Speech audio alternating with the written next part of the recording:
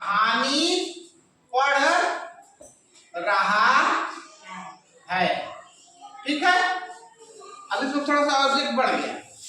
तो अमन कहानी पढ़ रहा है। अब पहले क्या था कि अमन पढ़ रहा है, अब पढ़ रहा है तो क्या पढ़ रहा है? तो अब अगले वाक्य में आ गया कि अमन कहानी पढ़ रहा है। तो अमन इज रीडिंग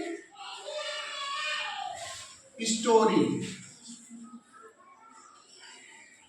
ठीक है, कहानी की अंग्रेजी क्या आती है? Story. Aman is reading story. ठीक है, अगर यहाँ रहता कि एक कहानी पढ़ रहा है तो यहाँ ए आप लगा देते हैं, लेकिन अभी केवल है कि अमन कहानी पढ़ रहा है। अमन इज रीडिंग स्टोरी। अभी यहाँ रहता कि अमन किताब पढ़ रहा है तो आप क्या करते हैं कि अमन इज रीडिंग बुक। ठीक है, चलिए अब इसी को आगे बढ़ाते हैं। अभी रोक लो। हाँ, इसका आप लोगों ने बनाया था रीता इज कमिंग। ठीक है, रीता इज कमिंग। अब इसको थोड़ा सा बढ़ाते हैं कि रीता साइकिल से आ रही है। ठीक है, रीता साइकिल से आ रही है। अब यहाँ आ रही है केवल था, लेकिन अब किससे आ रही है? तो साइकिल से आ रही है। तो Rita is coming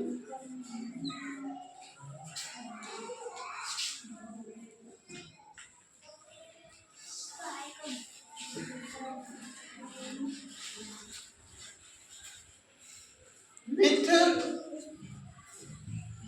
cycle.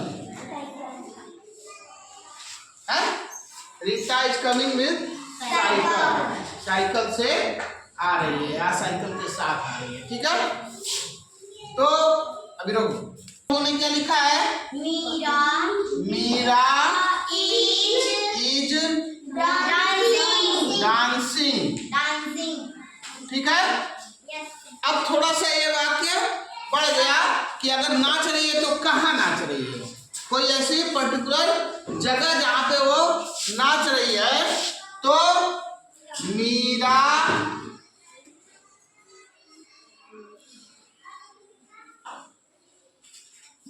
Stage पर नाच रही है, या आप इसको मीरा स्टेज पर नाच रही है। अब यहाँ नाचने के साथ साथ कारण जुड़ गया कि किस पे वो नाच रही है। ठीक है, हो सकता है कमरे में नाच रही हो, या स्टेज पे नाच रही है, या रास्ते में नाच रही है, बहुत सारी चीजें हो सकती है ना। तो अब ये क्या हम इसको लिखेंगे अंग्रेजी में? Meera is dancing on the stage. On the stage. ठीक है, स्टेज पे नाच रही है। ठीक है, या स्टेज पर, स्टेज के ऊपर। ठीक है, इस नाते ऑन द स्टेज।